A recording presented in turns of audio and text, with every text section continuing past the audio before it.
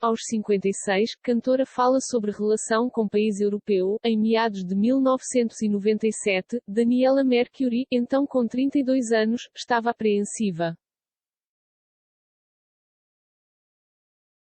Era a primeira vez que faria um show em Portugal, e ela temia que sua música afro-baiana não fosse bem recebida. Não entendia muito o que era Portugal, sendo que sou filha de português, conta a artista, 24 anos depois, em entrevista por videochamada ao jornal Folha de S. Paulo António Abreu, 93, pai de Daniela, nasceu na cidade de Braga e veio para o Brasil com a família quando tinha 6 anos, após seus tios-avós terem desembarcado no país e obtido sucesso no comércio. Fora o que vivera dentro de casa, a cantora, nascida e criada em Salvador, pouco sabia da cultura lusitana. A apreensão logo deu espaço a um encantamento à primeira vista. O primeiro de 3 shows que realizou naquela turnê foi no Coliseu de Lisboa, num sábado de dezembro. Os ingressos esgotaram com um mês de antecedência, e Daniela se surpreendeu com a abertura dos portugueses. Lembro-me bem do roteiro. Começava com Nobre Vagabundo, uma música que eles amam muito, e todos ouviram sentados. Depois, a segunda música já era Rapunzel, então eles se levantaram e dançaram. Aí a terceira música começava lenta, e no meio ficava rápido. Havia diversidade entre os presentes. Crianças, jovens e idosos elogiaram a brasileira ao jornalista Luís Antônio Riff, enviado especial da Folha que acompanhou a apresentação. Sambei um bocadinho, disse ao repórter a portuguesa Amélia Ferreira, então com 65 anos e mãe de 13 filhos. Acho ela gira, legal. Dança bem, mexe-se muito e tem a cara gira, bonita, comentou Sara Faria, à época com 8. Não bastasse a receptividade, o show no Coliseu foi também o pontapé para a conexão de Daniela com Portugal. A avó Josefina, então com 95 anos, estava presente. Concertista de piano, ela havia deixado o país de origem havia 5 décadas. Foi uma das maiores emoções da minha vida, descreve a artista. A emoção não tinha apenas um pano de fundo pessoal. Mais de 2 décadas depois, Daniela lembra do movimento de artistas que, diz ela, devolve a Portugal, a ex-metrópole, um bocadinho do que é o Brasil.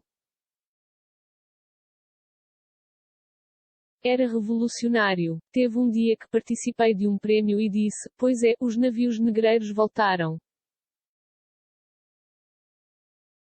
Quando levamos a cultura de volta, devolvemos o nosso olhar sobre tudo o que aconteceu conosco. Era uma forma de Portugal entender o que é o Brasil, e nada melhor do que a arte para fazer essa devolução. Desde então, a carreira se firmou no cenário português, e a baiana se tornou uma das artistas estrangeiras que mais sucesso fez no país.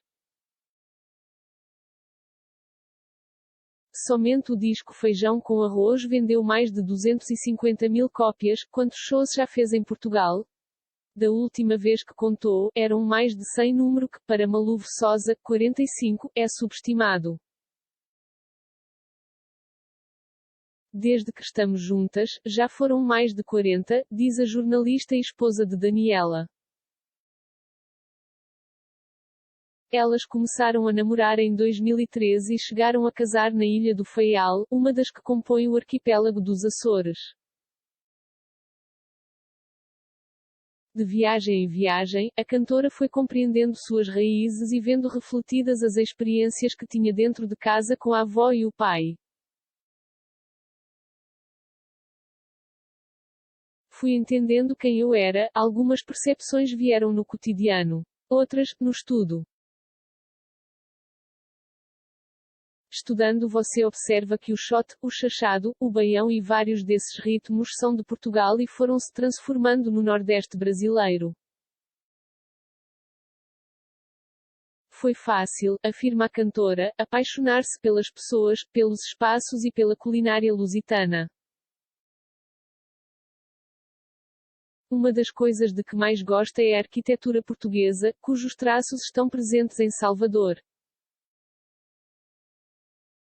Já as semelhanças que não observou em Portugal a artista encontrou em outros países de língua portuguesa.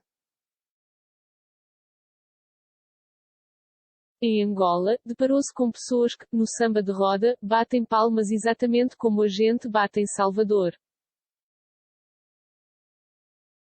Nem sequer em outras cidades brasileiras elas se repetem, diz a artista, ao longo de mais de 20 anos de carreira em terras lusitanas, observou mudanças sociais. A juventude, antes mais conservadora, foi-se abrindo. Atribui ao mercado comum europeu e ao consequente diálogo com cidadãos de outros países o motivo.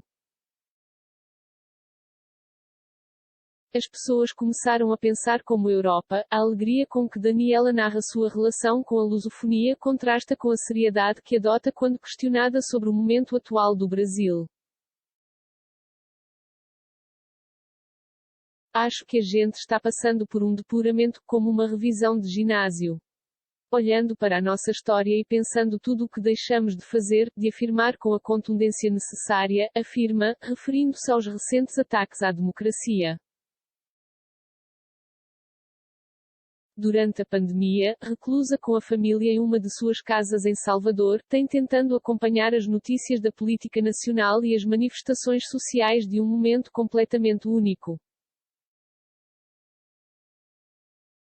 Apesar de fazer músicas muito alegres, construí toda a minha obra dentro do conceito de falar ritmicamente, alegremente e em tom menor sobre temas densos e profundos. Muita gente só veio perceber essas letras depois que começamos a falar mais sobre temas como racismo nos últimos anos.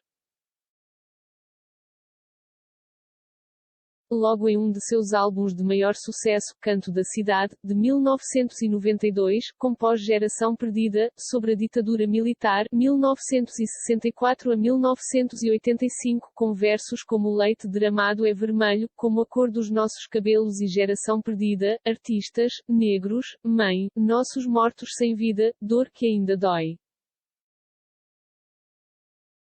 Ela, que nasceu um ano após o início da ditadura, conviveu com o medo de se manifestar publicamente. É muito desagradável estarmos de novo passando por intimidações. Neste momento, não estamos podendo exercer nossa fala com tranquilidade.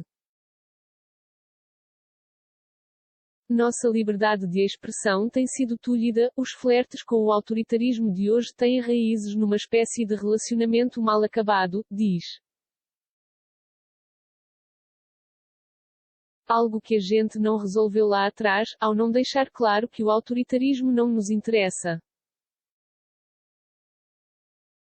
Diz que os resquícios do passado foram agravados pela postura de Jair Bolsonaro, sem partido, que sempre tenta fazer com que sua forma de pensar prevaleça, o que não cabe numa democracia de maneira nenhuma. Também afirma ver com bons olhos a leva crescente de artistas se posicionando sobre política.